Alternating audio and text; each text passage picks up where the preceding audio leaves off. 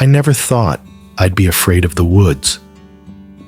Growing up in rural Montana, I've spent more of my life outdoors than most people. Hunting, fishing, camping. These weren't just hobbies, they were our way of life. But after what happened last October in the Bitterroot National Forest, I can't look at the trees the same way. The shadows between them seem deeper now, hiding things I never worried about before. For the past 8 years, my two closest friends, Chase and Anthony, and I had taken an annual hunting trip during the first week of elk season. We'd venture deep into the wilderness, miles from the nearest road, setting up a base camp where we could hunt for several days without interruption. Cell service was non-existent out there, which was part of the appeal. Just us, the mountains, and the quiet. Last year's trip started like any other. We parked Anthony's truck at an old logging trailhead and hiked 5 hours into the backcountry, each of us carrying heavy packs with our gear and supplies. By mid-afternoon, we'd reached our usual spot, a small clearing near a creek that provided fresh water and attracted game. "Home sweet home," Chase announced, dropping his pack with a dramatic sigh of relief. At 45, he was the oldest of our group and made a show of complaining about his knees on these trips, though he could probably outpace both of us if he wanted to. Anthony, always the organized one, immediately started setting up his tent. Weather report said clear skies, but you never know up here. I busied myself gathering firewood while they finished with the tents. By sunset, we had a comfortable camp established, 3 small tents arranged around a fire pit, our food hung in a bear bag from a tall pine, and our rifles cleaned and ready for the next day's hunt. We sat around the fire that night, passing a flask of whiskey and catching up on each other's lives. Anthony had recently been promoted at his construction company. Chase's daughter had just started college. My divorce had been finalized after a long, messy year. These annual trips were as much about reconnecting as they were about hunting. "To another successful hunt," Anthony said, raising the flask in a toast before we turned in for the night. The next day, we were up before dawn.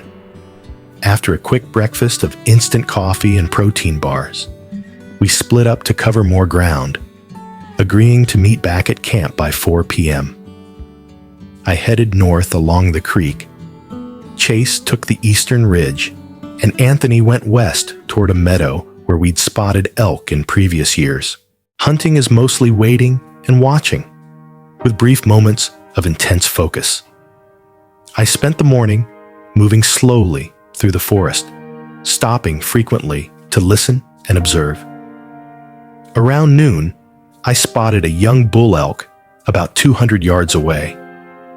Not the trophy we were hoping for, but enough meat to make the trip worthwhile. I lined up my shot, exhaled slowly, and squeezed the trigger. The sound of the rifle echoed through the valley.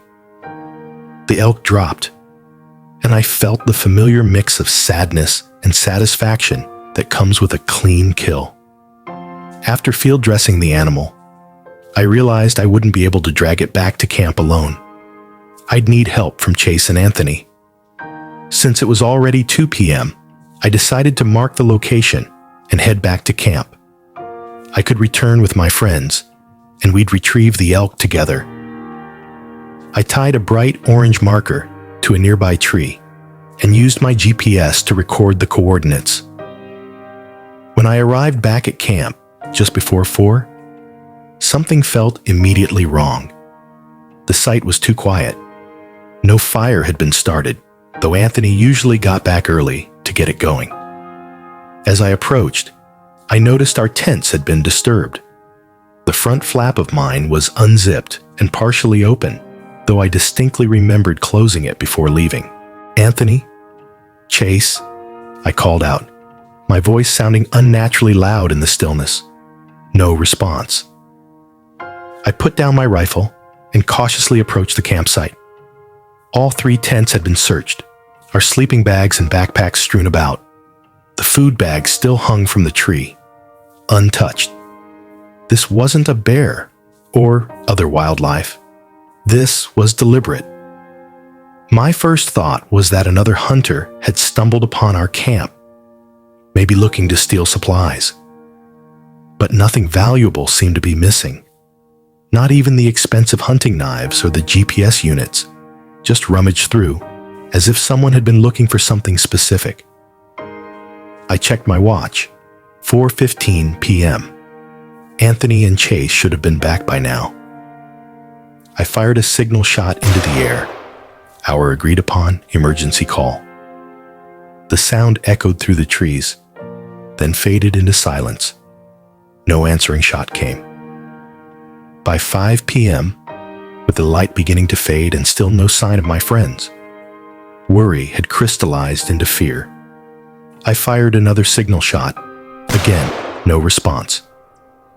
I gathered what supplies I could and prepared to search for them. But darkness in the mountains comes quickly in October. Without a clear direction to search, and with the risk of getting lost myself, I reluctantly decided to secure the camp and wait until morning. I rebuilt the fire, larger than usual, hoping it might guide them back if they were lost. Sleep was impossible. Every crack of a branch or rustle of leaves had me reaching for my rifle. Around midnight, I heard what sounded like distant voices, but when I called out, only the wind answered. At first light, I was already packed and ready to search. I decided to check Chase's route first, since the eastern ridge provided a good vantage point of the surrounding area. I left a note at camp explaining where I'd gone in case they returned. The climb to the ridge was steep, made more difficult by my anxiety. What if they'd been injured? What if they'd encountered a bear or mountain lion? The more sinister possibility that whoever had searched our camp might be responsible, I tried to push from my mind. I reached the ridge around 9 a.m. and scanned the valley with my binoculars. No sign of movement, no smoke from unexpected campfires, nothing but the vast, indifferent wilderness. I fired another signal shot. The echo died away unanswered. I was about to head back down when something caught my eye. A flash of color against the browns and greens of the forest floor about half a mile away. I adjusted my binoculars and felt my blood turn cold. It was Chase's red and black hunting jacket, discarded on the ground. Moving as quickly as I safely could, I made my way toward it. As I got closer, I saw other items scattered nearby. A canteen, a hunting knife, shell casings. Signs of a struggle, but no Chase. I called his name repeatedly, my voice growing hoarse. Nothing. Then I found his rifle. Its stock cracked as if it had been used as a weapon in close combat. Nearby, a disturbing sight. Smears of blood on a fallen log and drag marks leading away into the underbrush. I followed the trail for about 20 yards before it disappeared at a small stream. On the other side, tire tracks cut through the mud. ATV tracks, fresh enough that water was still seeping into the impressions. My mind raced. No authorized vehicles were allowed this deep in the wilderness, and there were no roads for miles. Whoever had left these tracks had brought ATVs in illegally, likely using old logging paths that only locals would know about. With growing dread, I decided to check Anthony's route next. The meadow he'd planned to hunt was about 2 miles west of our camp. As I approached, I noticed unusual patterns in the grass, large, circular areas where it had been flattened, as if something heavy had been set down. In the center of the meadow, I found Anthony's backpack. its contents spilled out. His handheld GPS unit lay smashed nearby, and his emergency satellite messenger, our only link to the outside world in these remote mountains, had been stomped into pieces. Like Chase's area, there were signs of a struggle and more ATV tracks leading away. I was now certain this was no accident or animal attack. My friends had been targeted, ambushed while hunting. But why? We were just three middle-aged guys on a routine trip. We weren't wealthy. We weren't important. We were nobody. Unless a terrible suspicion began to form.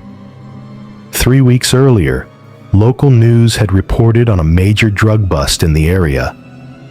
Police had raided a meth production operation hidden deep in the national forest. Several arrests were made, but the news mentioned that some suspects had escaped. The location had never been specified for ongoing investigation reasons. What if our hunting grounds were near their operation? What if they thought we were scouts for law enforcement or had somehow stumbled upon their new location? I needed to get help immediately.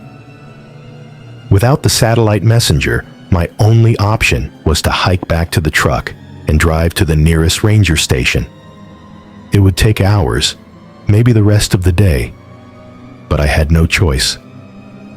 I returned to camp first to grab additional supplies for the long hike out.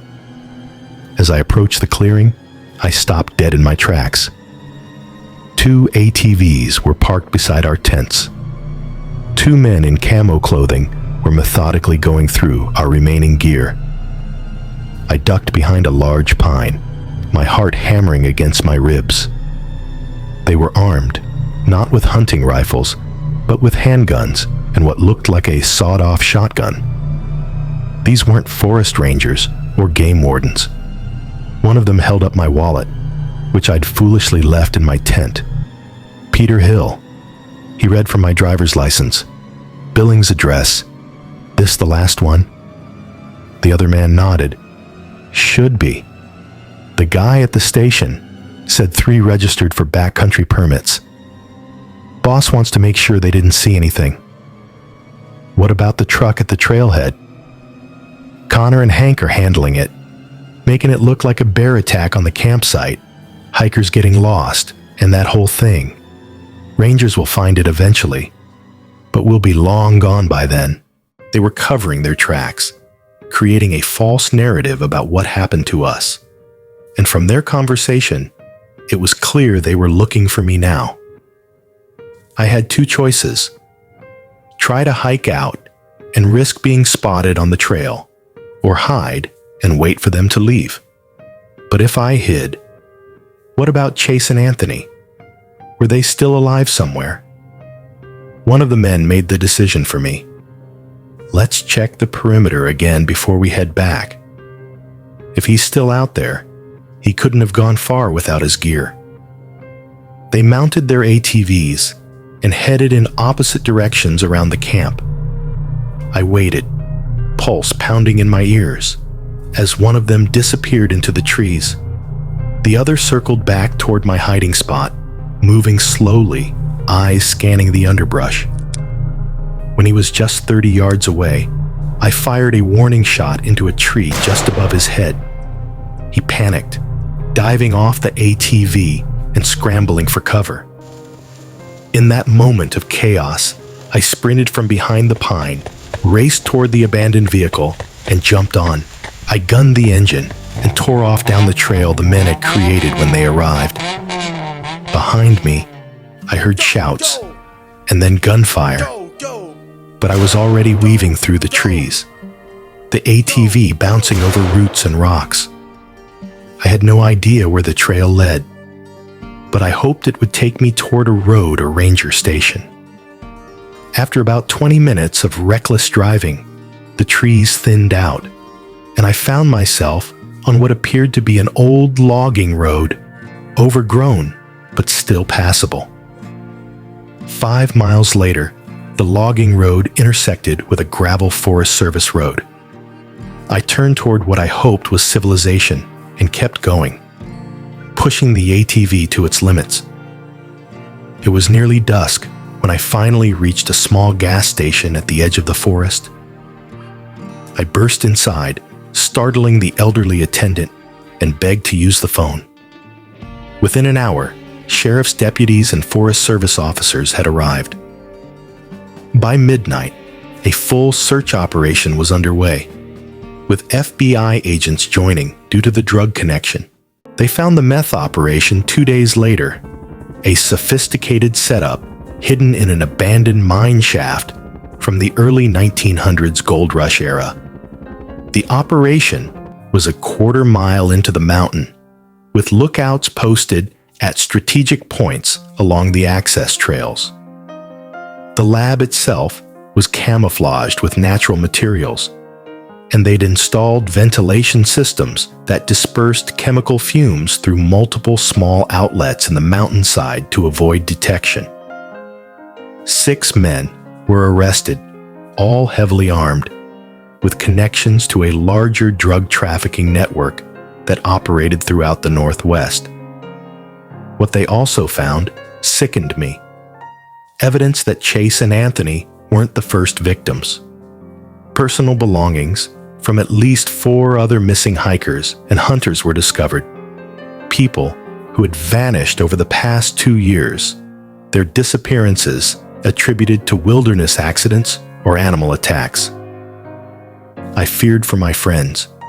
Chase's body was recovered from a shallow grave near the operation. He'd been shot, execution style. Anthony was found barely alive in one of the cabins, severely beaten and suffering from hypothermia. He'd been interrogated for hours about what we'd seen and who knew we were there.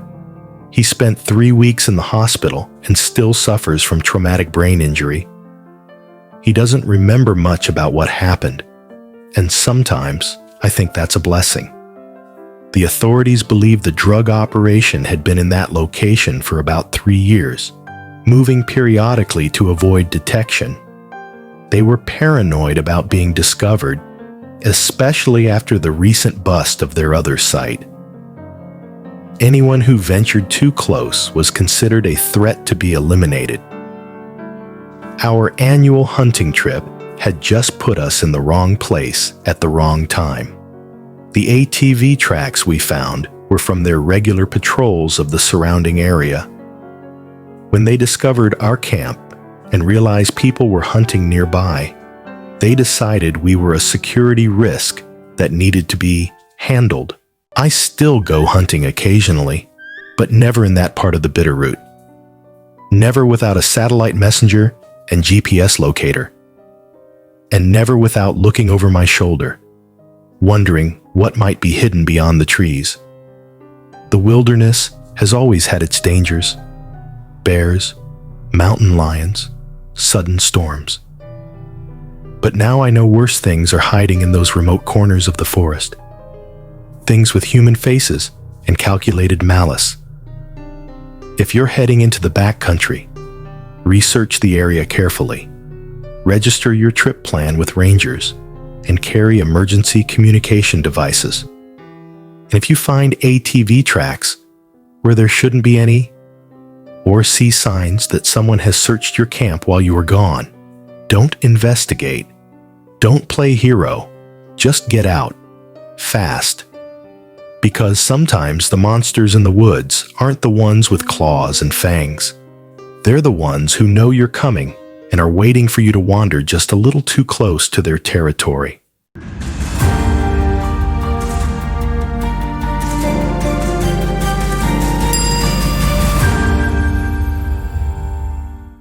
We were 26 hours into our cross-country road trip from Boston to San Diego. John and I had been planning this journey for months, a last adventure before settling down and starting our careers. We'd mapped out the major stops and tourist attractions, but we were also embracing spontaneity, pulling over whenever something caught our eye. By the second night, we were somewhere in the middle of Oklahoma. The interstate stretched endlessly before us, a ribbon of asphalt cutting through dark, empty plains. The fatigue was hitting us both hard. John had been driving for the past 4 hours, and I could see his eyelids growing heavy, his blinking becoming slower. "We should stop," I suggested, checking the GPS. "There's a rest area about 10 miles ahead." John nodded, stifling a yawn. "Megs, good call. I can barely keep my eyes open." The Bell Creek rest area appeared as a dim collection of lights in the distance. We pulled off the highway, and I noticed how deserted it was. One semi-truck was parked at the far end of the lot, its engine humming quietly. The facility's building was dark, closed for the night, with only security lights illuminating the entrance.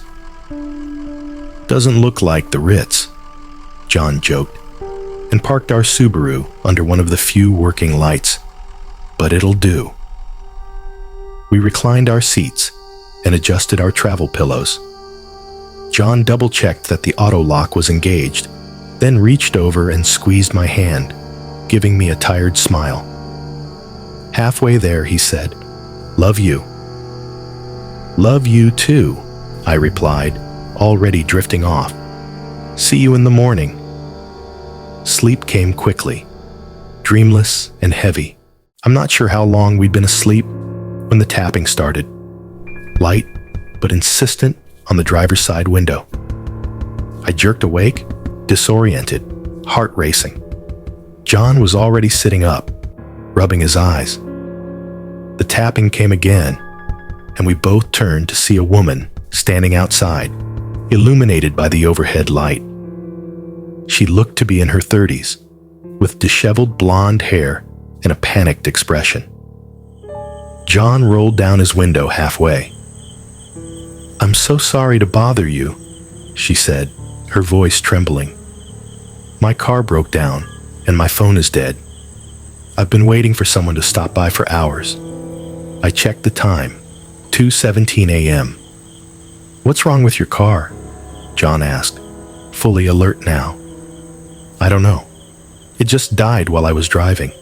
I managed to coast in here, but now it won't start at all. I think it might be the alternator or something electrical." John glanced at me, and I could read his thoughts. We both knew he couldn't just ignore someone in trouble. "I'll take a look," he said, already reaching for the door handle. "I'm not a mechanic, but I know the basics." "Be careful," I said reflexively. "Don't take too long." He smiled reassuringly. "I'll be right back." The woman, who introduced herself as Penny, thanked us profusely. John grabbed the flashlight from our glove compartment and stepped out into the night. I watched them walk toward the far end of the parking lot, where I could make out the silhouette of a sedan. I tried to go back to sleep, but couldn't. Something felt off about the situation, though I couldn't put my finger on what. Maybe it was just being awakened so abruptly, or the strangeness of the empty rest stop. I sat up straighter, keeping my eyes on John and Penny as they reached her car. From my vantage point, I could see John leaning under the hood, the beam of his flashlight moving methodically as he checked various components. Penny stood nearby, arms crossed, occasionally pointing at something in the engine. After about 15 minutes, John closed the hood and appeared to be talking with Penny. I couldn't hear what they were saying, but their conversation seemed animated. At one point, Penny reached into her car and retrieved something, which she handed to John. He examined it, nodding. Then they both walked around to the rear of her car, disappearing from my view. That was when the unease in my stomach crystallized into genuine worry. I checked the time again, 2:43 a.m. John had been gone for nearly half an hour. I pulled out my phone and called him. No answer. I tried again, pressing my phone to my ear, listening intently. That's when I heard it. The faint but unmistakable sound of John's ringtone playing somewhere outside our car. I froze, my blood turning to ice. The ringtone wasn't coming from the direction of Penny's car. It was coming from somewhere much closer, from the darkness near a cluster of bushes just a few parking spaces away. With shaking hands, I locked all the doors and called 911. 911, what's your emergency? The dispatcher's calm voice filled the car. I'm at Bell Creek Rest Area on I-40, I said, trying to keep my voice steady. My boyfriend went to help a woman with a broken-down car, and now I can hear his phone ringing in the bushes near our car, but I can't see him anywhere. Are you in a safe location?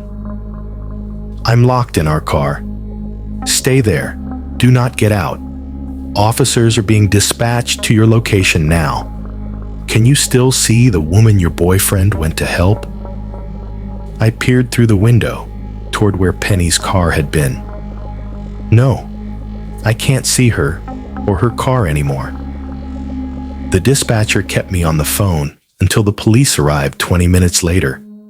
Lights flashing, but no sirens.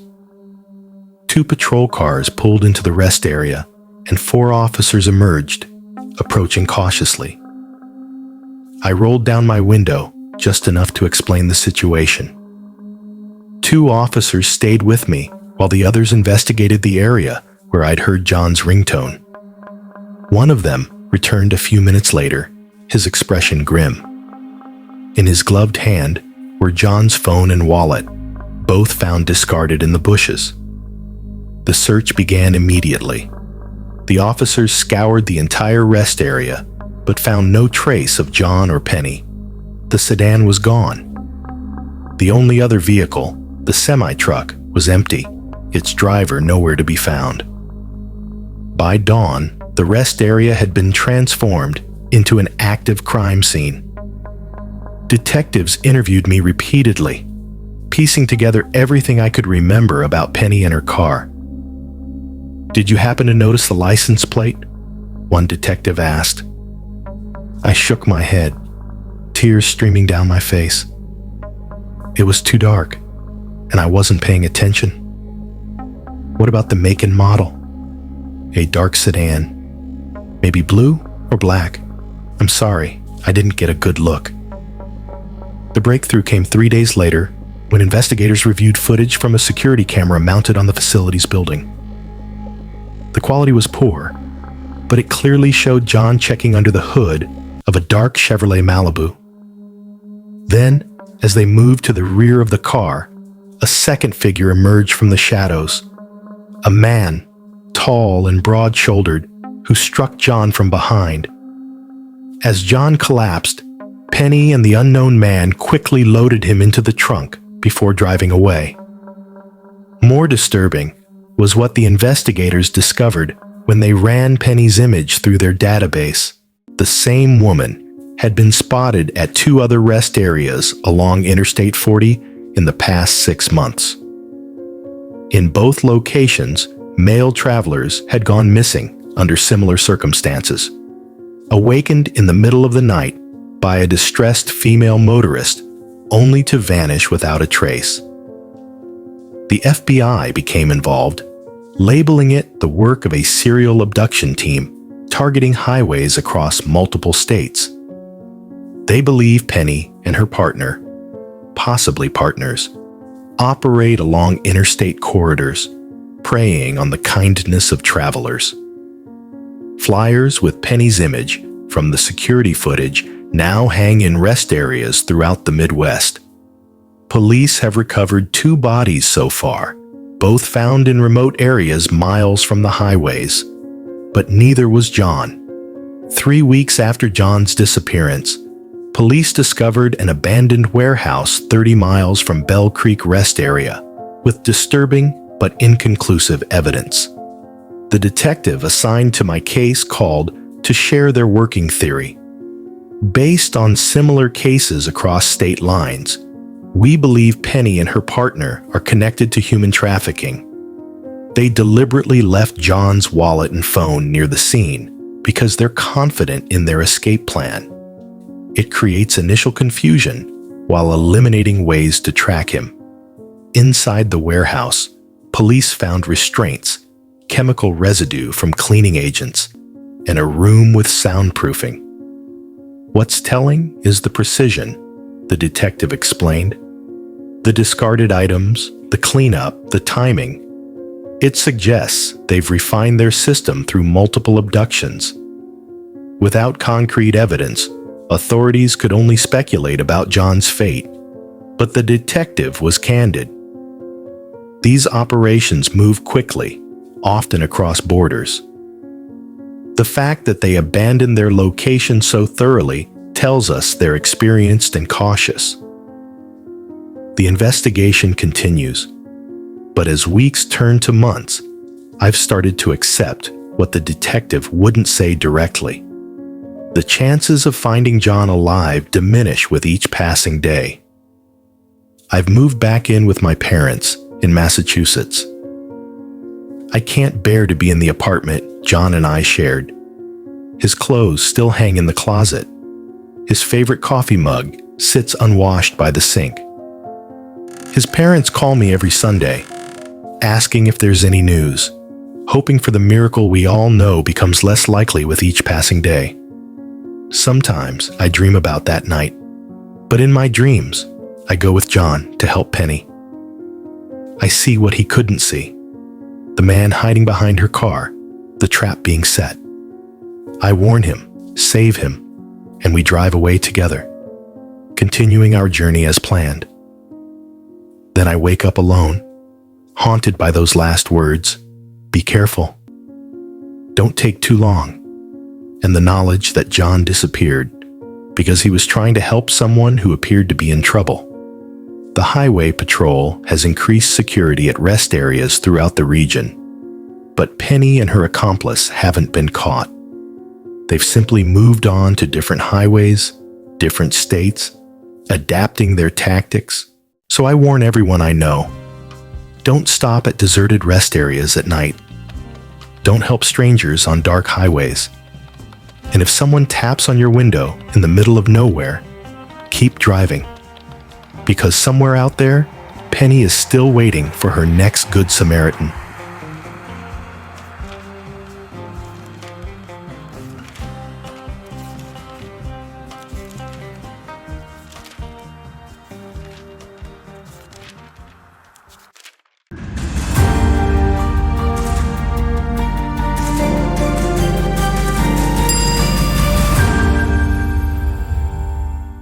What was supposed to be a relaxing weekend camping trip with my 3 closest friends turned into the most terrifying experience of my life. I'm only sharing this story now as a warning to others. Sometimes the greatest dangers in the wilderness aren't bears or wolves, but the people hiding among the trees. It started innocently enough. My friends, Noah, Mason, and Lucas, and I had been planning this trip for months. We'd all been working stressful jobs in the city and needed to disconnect. Green River was about 3 hours from town. Popular, but large enough that you could find secluded spots if you hiked a mile or 2 from the main campgrounds.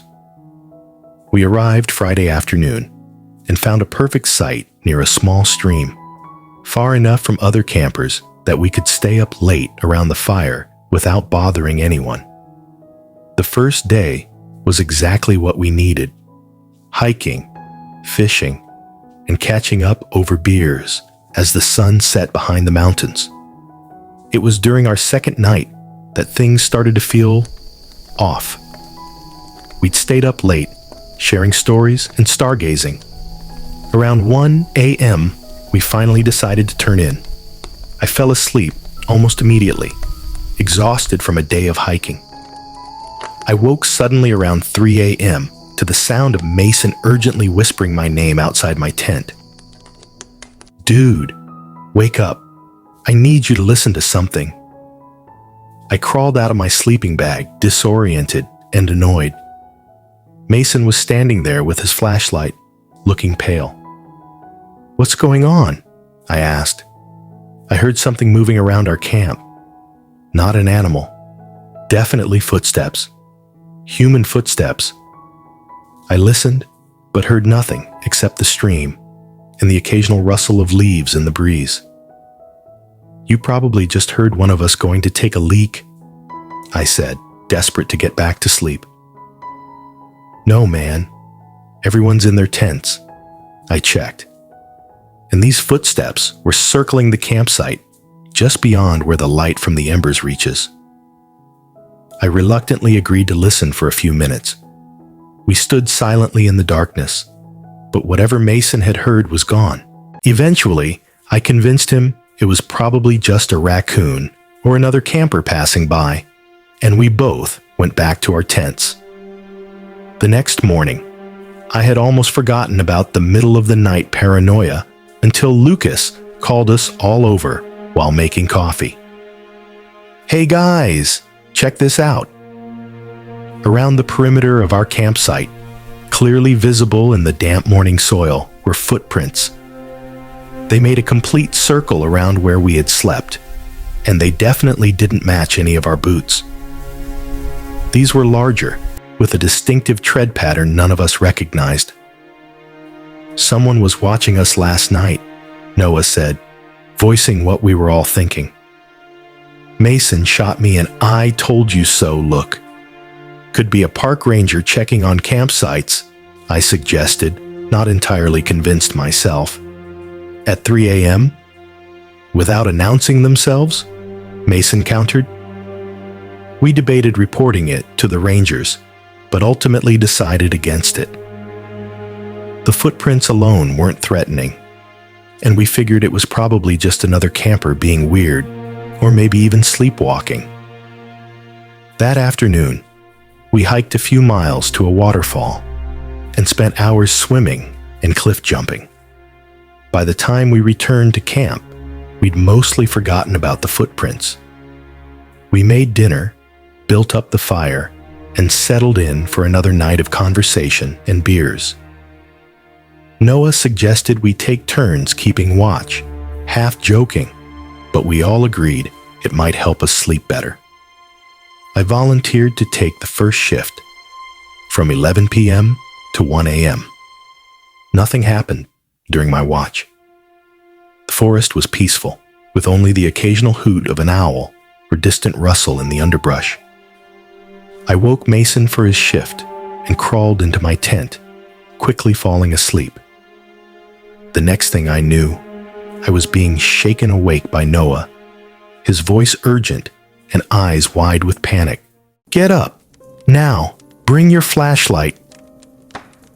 Outside, Mason and Lucas were already standing by the fire pit, which we'd stoked back to life. Mason looked rattled. "I saw someone," he said, his voice shaking slightly, "standing just at the edge of the trees, watching us. When I shined my light toward him, he ducked behind a tree." "Are you sure it wasn't just shadows?" I asked. "Positive. He was wearing dark clothes, just standing there, watching." We grabbed our flashlights and scanned the tree line, but saw nothing. Noah suggested we check the perimeter. We walked around our campsite, flashlight beams cutting through the darkness, and discovered fresh footprints, the same distinctive tread as before. But what really disturbed us was what we found near Lucas's tent. There, partially hidden under a rock, was a small black object. Noah picked it up. "It's a trail camera," he said, turning it over in his hands, the kind hunters use to track animals. A sick feeling settled in my stomach. Someone had planted a camera to watch us. We checked the memory card, but it was empty. Either it hadn't been triggered yet, or whoever placed it had cleared the footage. "We need to leave," Lucas said, "first thing in the morning." None of us argued. We decided to stick together for the remainder of the night. No one was going to sleep anyway. We built the fire up as large as we could, creating a bright circle of safety, and talked in hushed voices about what to do. "Should we call the rangers?" Noah asked. With what? Our phones don't have service out here, Mason reminded him. We could hike out tonight, Lucas suggested. 3 miles through the forest in the dark? When there's someone out there watching us, that's exactly what they might want, I said. We agreed to wait until dawn, pack up quickly, and hike out together. No one would be left alone, even for a minute. As the night wore on, we periodically heard noises from the forest, snapping twigs, rustling leaves, but saw nothing when we shined our lights toward the sounds. It could have been animals, but we all knew it wasn't. Dawn couldn't come fast enough. As soon as the first light broke through the trees, we started packing. No coffee, no breakfast, just a frantic effort to break camp and get out of there. We were nearly finished when Noah called us over to his tent. My pack's been open, he said, staring at his belongings. Someone went through my stuff. We all checked our gear. Nothing seemed to be missing from anyone's packs, but several items had clearly been moved or examined. Let's go. Now, Mason said, shouldering his backpack. No one needed convincing. We hiked out at a near run, constantly looking over our shoulders, not stopping until we reached the ranger station near the park entrance. The ranger on duty, a middle-aged woman named Brenda, listened patiently to our story. I could tell from her expression that she'd heard similar reports before. Campers spooked by normal forest sounds or other hikers. But when we mentioned the trail camera, her demeanor changed. You found a camera at your campsite? She asked, suddenly more attentive. We nodded, and Noah handed it to her. Where exactly were you camping? She asked, reaching for a map. We showed her our site, and she made a note of it. We've had several reports over the past month of a man watching campsites at night. 2 weeks ago, a solo female camper reported that someone had gone through her belongings while she was hiking during the day. She radioed another ranger, and they spoke briefly in park service jargon I couldn't fully follow. Then she turned back to us. You boys did the right thing coming straight here. We're sending a team to check out your campsite and the surrounding area. In the meantime, I need to take your statements individually.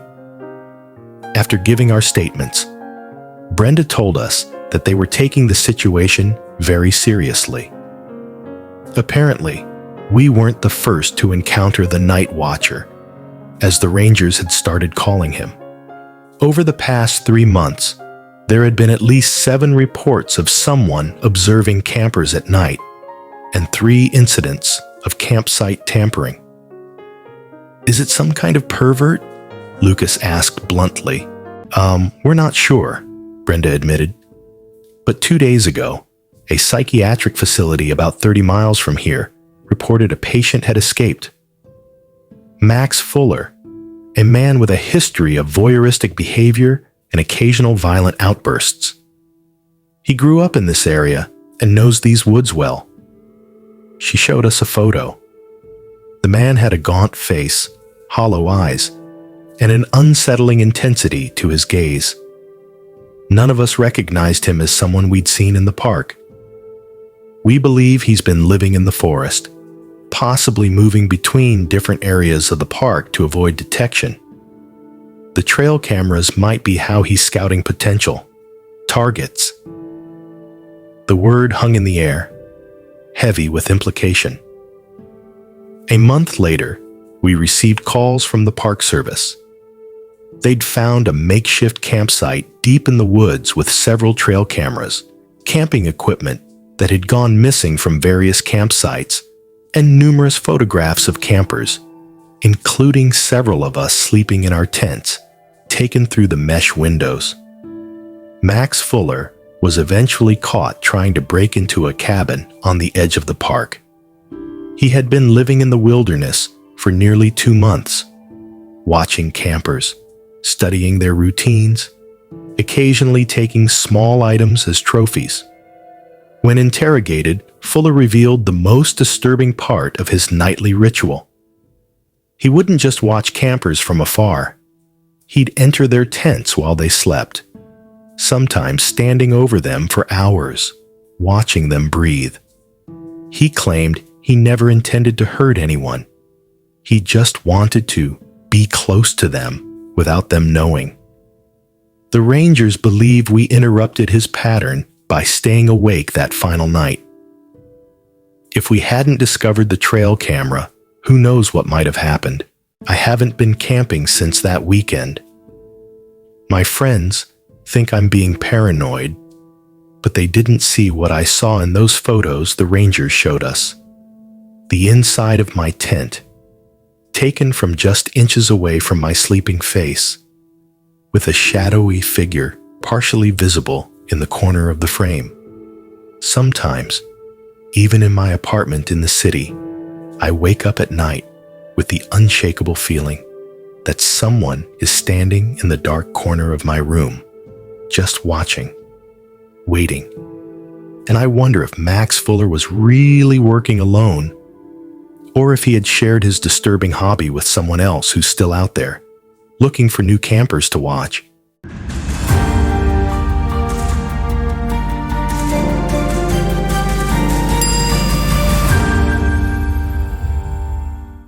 She called 911, but no one came.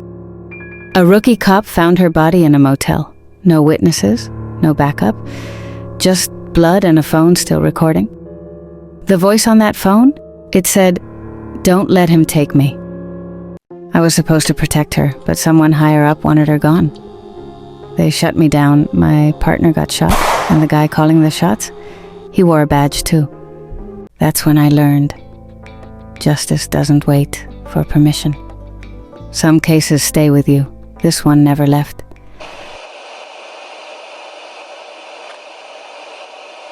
Don't let him take me.